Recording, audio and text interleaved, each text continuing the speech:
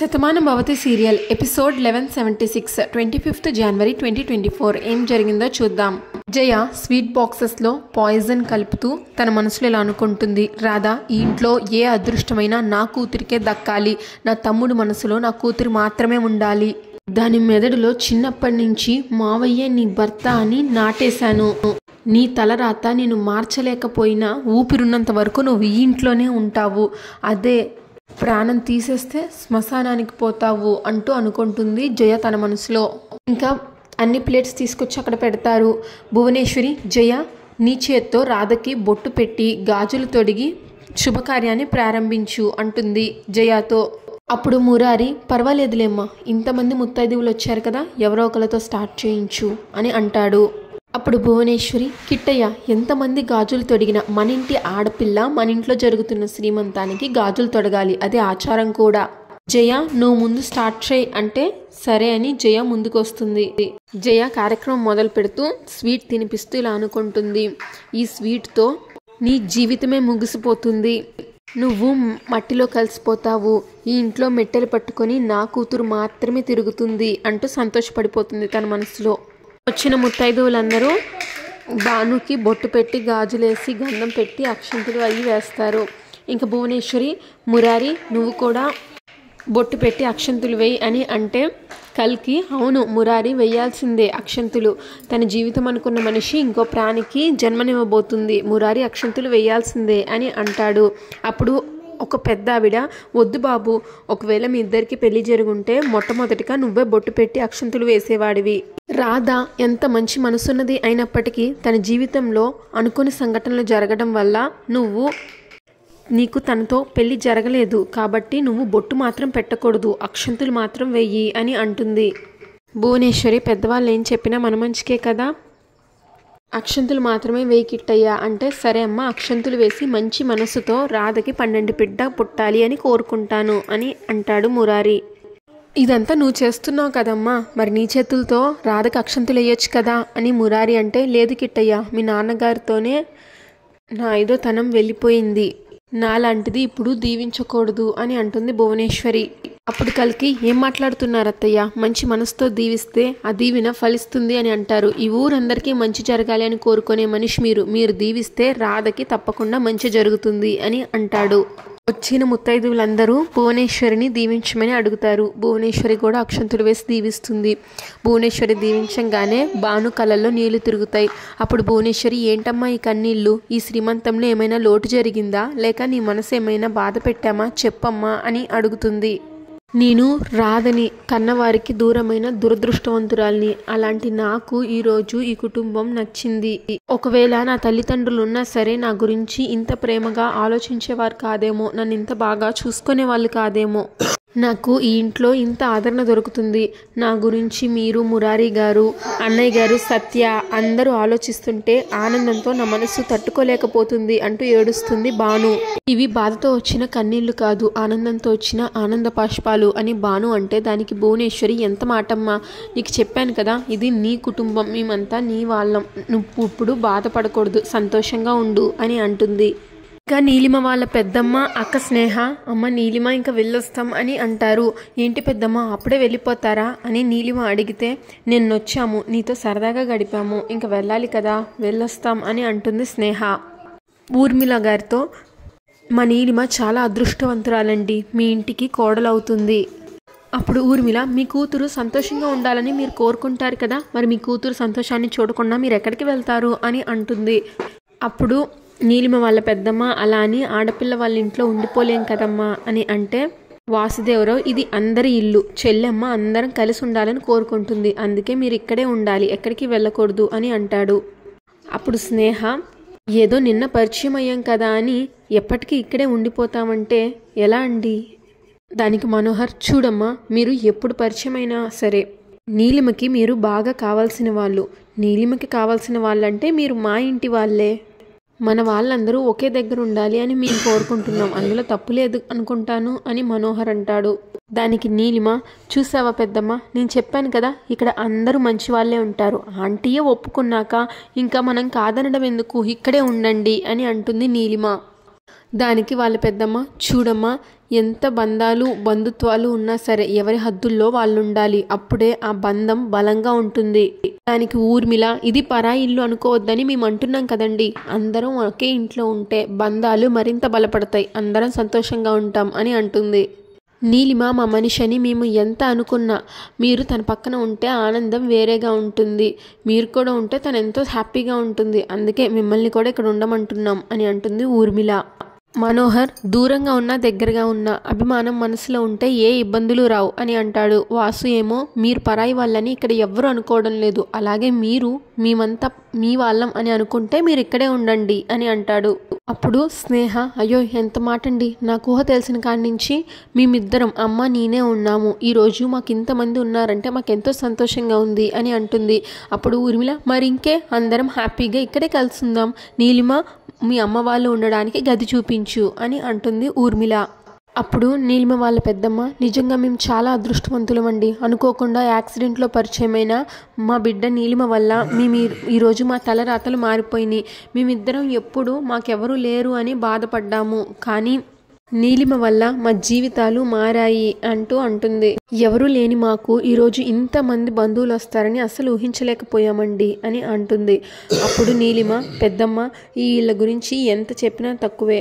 ఆత్మీయతకి మారుపేరు. ఇక్కడ ఒకప్పుడు ఒక దేవత ఉండేది. అందరి గురించి ఆలోచించి అందరు మంచి కోరుకునేది. నిజానికి తన వల్లే నాలో కూడా ఈ మార్పు వచ్చింది. అలాంటి మనిషి మా మధ్య లేదని మేము బాధపడ్డాం. మన అనుకున్న వాళ్ళని ఈ కుటుంబం ఎప్పుడూ వదులుకోదు. మీరు మాతో ఉండడం మాకు ఆనందం. నేను మీతో ఉండడం మీకు ఆనందం. అందరం మీకు మీదట కలిసి ఉంటామని వినడానికి చాలా సంతోషంగా ఉంది. ఇప్పుడు ఊర్మిళ నీలిమ అనురాగం ఆప్యాయత ఎంతమంది చూపినా అమ్మ తరపు వాళ్ళనేసరికి ఒక తెలియని సంతోషం వస్తుంది. అందుకే నీ వాళ్ళు నీతో ఉండాలి, మనందరం సంతోషంగా కలిసి ఉండాలి అని నేను నిర్ణయం తీసుకున్నాను అని ఊర్మిళ అంటుంది. దానికి నీలిమ ఎంతో సంతోషిస్తుంది. ఇంకా మరో పక్క భానుకి శ్రీమంతం చేస్తూ ఉంటారు. జయానేమో ఈ ఆనందం ఎంతోసేపు ఉండదు రాదా, కాసేపట్లో కలకల్లాడుతున్న నీ మొహం చిన్నబోతుంది అంటూ అనుకుంటుండగా ఈలోగా భానుకి పెయిన్స్ వస్తాయి. ఏం జరిగిందమ్మా చెప్పమ్మా అని భువనేశ్వరి అంటే భాను ఏం చెప్పలేక బేబీ తంతున్నట్టుంది అని అంటుంది. జయానేమో నువ్వు చెప్పలేకపోయినా ఆ నొప్పులేంటో నాకు బాగా తెలుసు, తర్వాత ఏం జరుగుతుందో కూడా నాకు బాగా తెలుసు అని అనుకుంటుంది మనసులో జయ. భువనేశ్వరి అమ్మ రాధా నీకు నొప్పి పెట్టినా సరే ఆ కడుపులో ఉన్న బిడ్డ తన తల్లి సంతోషంగా ఉంది అని తన ఉనికిని చూపించడం కోసం అలా తంతారు, ఏం కాదులే అని అంటుంది. తనలో తాను నవ్వుకుంటుంటే సత్య చూసి ఏంటమ్మా నీ నవ్వులో ఏదో తేడా కనిపిస్తుంది, ఏం జరిగింది అని అడుగుతుంది. అప్పుడు దానికి జయ ఏం లేదు, ఎవరికి పుట్టబోతుందో తెలియని బిడ్డ తనతో ఉందని అందరూ మురిసిపోతున్నారు కదా, అది తలుచుకుంటుంటే నవ్వొచ్చింది అని అంటుంది జయ. అంతేనా అని సత్య అడిగితే మరది కాక ఇంకేముంటుంది అని అంటుంది జయ. ఇంకా జయ తన మనసులో కడుపులో బిడ్డ ఆనందంతో తన్నడం లేదు, తల్లి తిన్న విషాన్ని తట్టుకోలేక తంతుంది అని అనుకుంటుంది. మరో పక్క రాధ కృష్ణుడి ప్రతిమకి పువ్వులు అలంకరిస్తూ ఇలా మాట్లాడుతుంది కృష్ణుడి ప్రతిమతో. మురారి నేను ఒంటరి అన్న ఫీలింగ్ నాకు రావడం లేదు. నీ జ్ఞాపకాలు, నువ్వు చెప్పిన మాటలు, ఆ ఊరు నాకు చూపించిన ఆదరణ అవన్నీ నాకు ఎప్పుడు గుర్తొస్తూనే ఉంటాయి.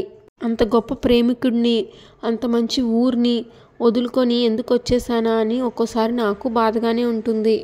నీ దగ్గరికి వచ్చేయాలి అనిపిస్తుంది, కానీ అడుగు ముందుకు వేయగానే నేను నా ప్రేమని గెలిపించుకున్న వ్యక్తిని అవుతాను కానీ నీ వంశాన్ని నిలబెట్టే వ్యక్తిని కాలేను అని గుర్తుకు వస్తుంది. వేసిన అడుగు ఆగిపోతుంది. నీ ప్రేమే నా జీవితానికి మధుర స్వప్నం అవుతుంది అని అనుకున్నాను, కానీ మన ప్రేమే నీ జీవితానికి నా జీవితానికి చేదు జ్ఞాపకంగా ఉంటుంది అని అనుకోలేదు. ఇంకా రోడ్డు మీద ఒక ఆవిడ్ని వాళ్ళ ఆయన తాగేసి కొడుతూ ఉంటే అది విన్న రాధ బయటకు వచ్చి ఓయ్ ఎందుకు ఆవిడ్ని కొడుతున్నావు, ఏమైంది అని అడుగుతుంది. అప్పుడు వాళ్ళ ఆవిడ చూడండమ్మా రోజు తాగేసి వచ్చి ఏదో ఒక విధంగా గొడవ పడుతూ హింసిస్తూనే ఉంటాడు, మీరు అడగండమ్మా అని అంటుంది. అప్పుడు ఆ తాగుబోతోడు ఇది భార్యాభర్తల గొడవ, దాని మెడలో నేను తాళి కట్టాను, దాన్ని కొట్టినా తిట్టినా నాకే హక్కు ఉంటుంది, మధ్యలో నువ్వు దూరకు అని అంటాడు. అప్పుడు దానికి రాధా తాళి కట్టాను అని అంటున్నావు కదా, తాళి కడితే వచ్చేది హక్కు కాదు అభిమానం. భార్యని కొట్టడం తిట్టడం మగతనం అనిపించుకోదు, గుండెల్లో పెట్టి చూసుకోవడమే నిజమైన భర్తకు నిర్వచనం అవుతుంది. రాధా ఆ తాగుబోతోడితో నిన్ను నమ్మి తన వాళ్ళందరినీ వదిలి నీతో వచ్చింది, నీ వంశాన్ని నిలబెట్టింది, నిన్ను కంటికి రెప్పలా కాపాడుకుంటుంది. అమ్మ జన్మనిస్తే భార్య జీవితాన్ని ఇస్తుంది. అలాంటి ఆవిడ్ని నువ్వు ఎలా చూసుకోవాలి? అప్పుడు వాళ్ళ ఆవిడ, అలా బుద్ధి చెప్పండి అమ్మా. ఏ రోజైతే నా మెల్లో 3 ముళ్ళు వేశాడో ఆ రోజు నుంచి నా జీవితాన్ని నరకంగా మార్చాడు. అయినా సరే కట్టిన తాలికి విలువించి వీడితోనే బతుకుతున్నాను. నాకు మాత్రం ఇసుకంత విలువ కూడా ఇవ్వడం లేదమ్మా అని అంటాడు. అప్పుడు ఏంటే చాడీలు చెప్తున్నావు, నేను లేకపోతే నీ బతుకేమవుతుంది అని అడుగుతాడు. దానికి రాధ, ఆవిడ లేకపోతే నీ బతుకేమవుతుందో అది ఆలోచించు. చాలా తప్పుగా మాట్లాడుతున్నారు. నీకు ఆకలి వేస్తే అమ్మగా మారి అన్నం పెడుతుంది. నువ్వు బయటికి వెళ్తే నీకేమీ జరగకుండా తిరిగి రావాలి అని దేవుడికి దండం పెట్టుకుంటుంది. నీకు చిన్న కష్టం వస్తే తను కన్నీళ్లు పెట్టుకుంటుంది. నీ కోసం నీకంటే ఎక్కువగా తప్పించేదే భార్య. అలాంటి భార్య గురించి ఇంత నీచంగా మాట్లాడే వాళ్ళెవరూ బాగుపడరు అని అంటుంది రాధ. దానికి ఆ తాగుబోతాడు, అంటే ఏంటి, భార్య కొంగుజాటు భర్తగా బతకమని చెప్తున్నావా అని అంటాడు. దానికి రాధ, భార్య కొంగుచాటు భర్తగా బతకమని చెప్పడం లేదు, భార్యని ప్రేమించే భర్తగా బతకమని చెప్తున్నాను అని అంటుంది. అయినా భార్య మాట వింటే అంత తప్పేమొచ్చింది? ఆడోళ్ళ మాట ఎందుకు వినకూడదు? ఆడది అంటే అంత చిన్న చూపు ఎందుకు? ఆడది లేకుండా ఏ మగాడి జీవితం ఉంది? నీకు జన్మ కావాలంటే తల్లి కావాలి, నీకు జీవితం కావాలంటే భార్య కావాలి. నీకు కష్టం వస్తే అయ్యో నా తండ్రికి కష్టం వచ్చింది అని కన్నీళ్లు పెట్టుకునే ఆడపిల్ల కావాలి. స్త్రీ లేకుండా ఏ పురుషుడు లేడు. తను ప్రాణం పోయకుండా నువ్వు ఈ భూమి మీదకి రాలేవు. స్త్రీ ప్రేమించకుండా నువ్వు ఈ భూమి మీద ఒక్క నిమిషం కూడా బ్రతకలేవు. అమ్మని ప్రేమించడం, భార్యని అభిమానించడం అది చిన్నతనం అనిపించుకోదు, గొప్పతనం అనిపించుకుంటుంది.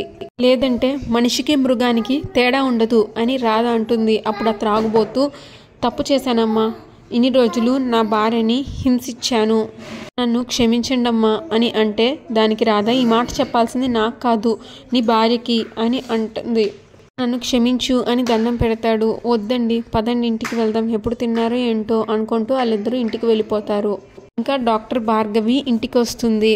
ఏంటమ్మా భార్గవి, ఇంత ఆలస్యంగా వచ్చావు అని భువనేశ్వరి అడిగితే, సారీ ఆంటీ, హాస్పిటల్లో కొద్దిగా లేట్ అయింది అంటూ భార్గవి కూడా అక్షంతలు వేసి బొట్టు పెడుతుంది భానుకి.